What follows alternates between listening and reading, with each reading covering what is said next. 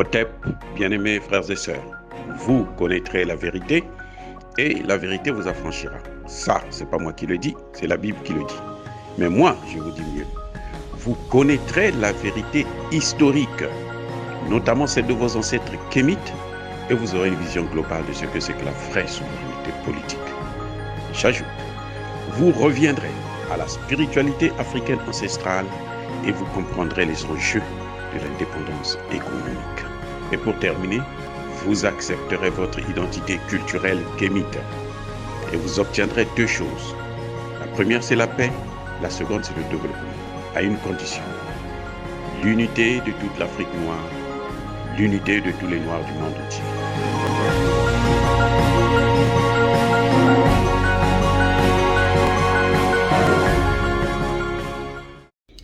Otep à tous, bienvenue sur la chaîne des panafricanistes par essence, par conviction et par excellence. Celle des citoyens kémites par nécessité et obligation de combat. Nous sommes une chaîne qui n'est guidée que par nos ancêtres et rien que par les ancêtres qui appartiennent à l'égrégore du monde noir. Par conséquent, nous ne croyons en aucun Dieu venu de l'étranger. Toutefois, cette vidéo n'est aucunement destinée à inciter à la haine ou à la violence. Car nous menons un combat politique, géopolitique et géostratégique contre l'impérialisme, le colonialisme, le néocolonialisme et l'endocoloniat.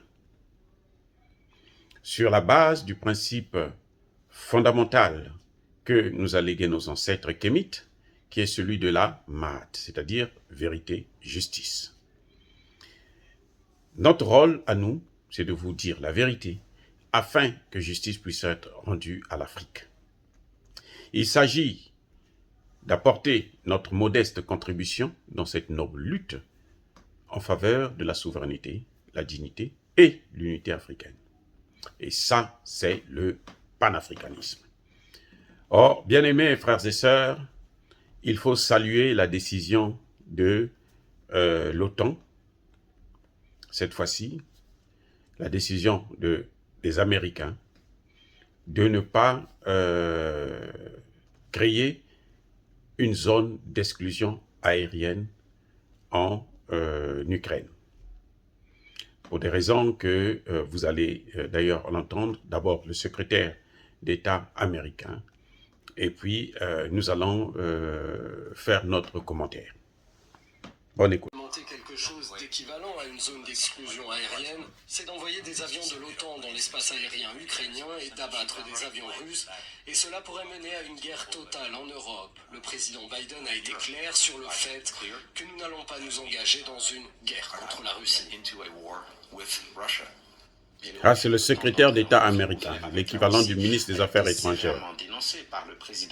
Maintenant, on va écouter le président ukrainien.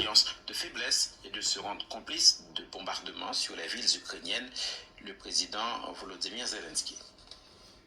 Les gens qui mourront à partir de maintenant mourront à cause de vous, à cause de votre faiblesse, à cause de votre désunion. Aujourd'hui, les dirigeants de l'Alliance Atlantique ont donné le feu vert à la poursuite des bombardements des villes et villages ukrainiens, en refusant de mettre en place une zone d'exclusion aérienne. Comme vous venez de l'entendre de la bouche du secrétaire d'État américain, il est clair que l'OTAN n'interviendra pas. Parce qu'une zone d'exclusion aérienne, ça veut dire qu'il y a une partie du ciel ukrainien où les avions russes ne doivent pas survoler. Or, actuellement, la Russie contrôle le ciel ukrainien. La Russie contrôle le ciel ukrainien.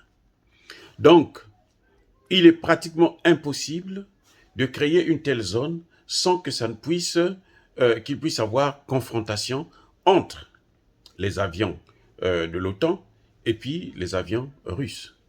Ce qui revient à dire que l'OTAN rentre en guerre contre la Russie. Et ça n'avantage personne. Je dis bien, ça n'avantage personne. Ce n'est pas bon pour la France, ce n'est pas bon pour l'Europe, ce n'est même pas bon pour nous en Afrique. Parce qu'une guerre, dans ce cas, entre les États-Unis et la Russie, c'est la catastrophe. Ça peut être même la fin du monde.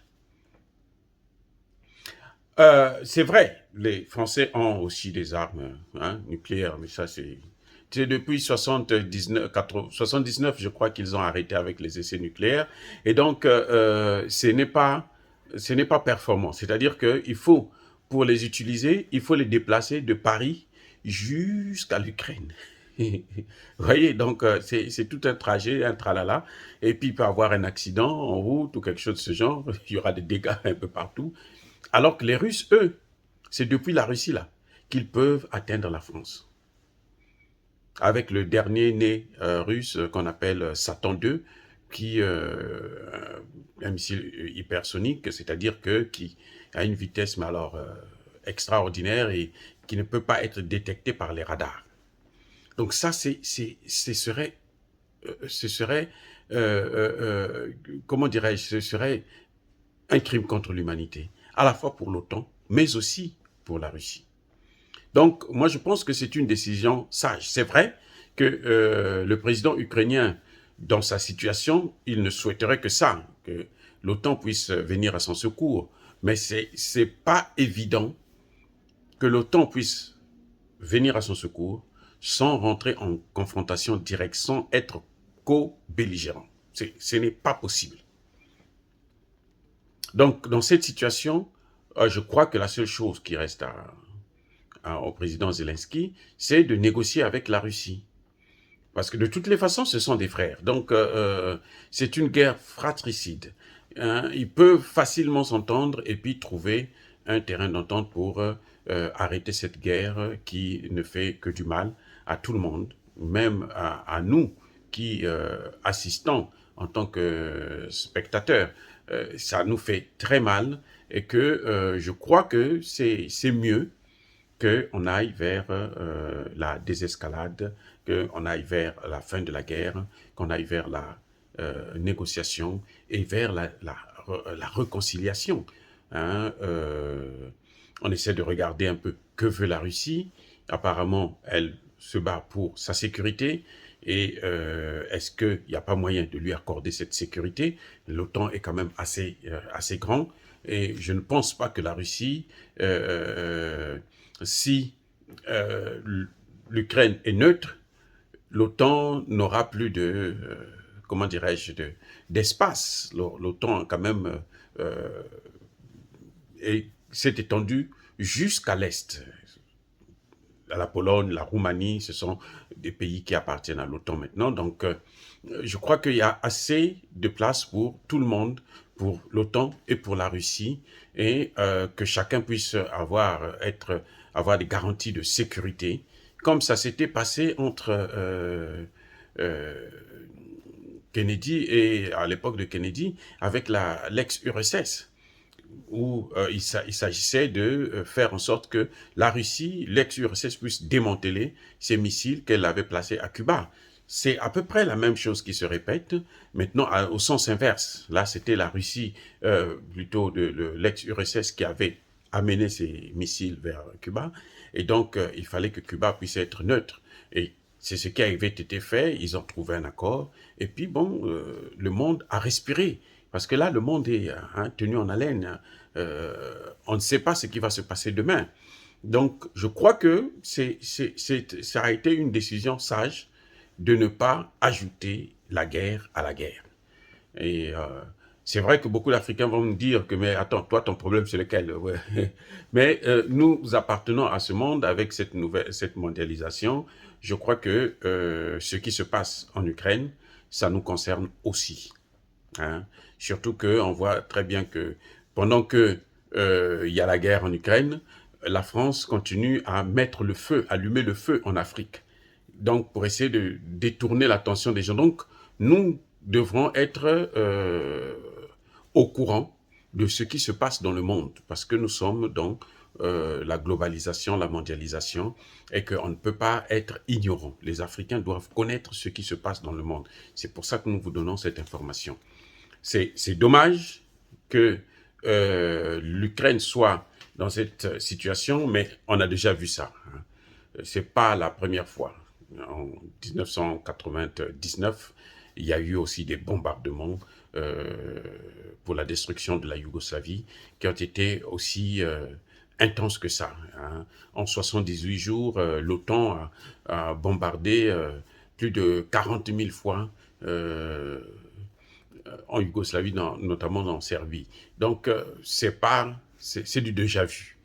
Mais je crois que avec cette situation, j'espère que à la fin de cette crise, parce qu'il finira un jour, il faudrait que ça s'arrête, j'espère que les deux grands de ce monde vont s'entendre pour ne plus offrir au monde entier un tel spectacle. Parce qu'ils ont la possibilité de le faire, il leur manque seulement la volonté et qu'ils mettent leur orgueil de côté, hein, mettent l'arrogance de côté, afin de voir que l'intérêt de l'humanité, c'est que les deux puissent s'entendre pour qu'on puisse avoir un monde de paix.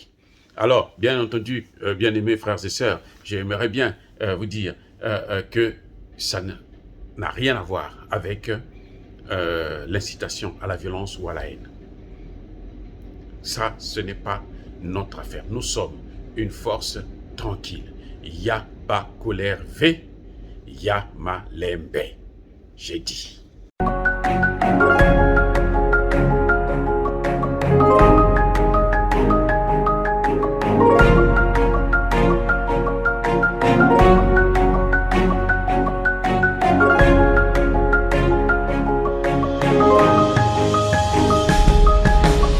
Eux, ils marchent par la foi et non par la vue. Mais moi, je vous conseille vivement de marcher par la connaissance scientifique et historique, notamment celle de nos ancêtres kémites, par les 5 sens et par l'intelligence. Otep, vive l'Afrique éternelle et que Dieu vous bénisse. Abou Apia.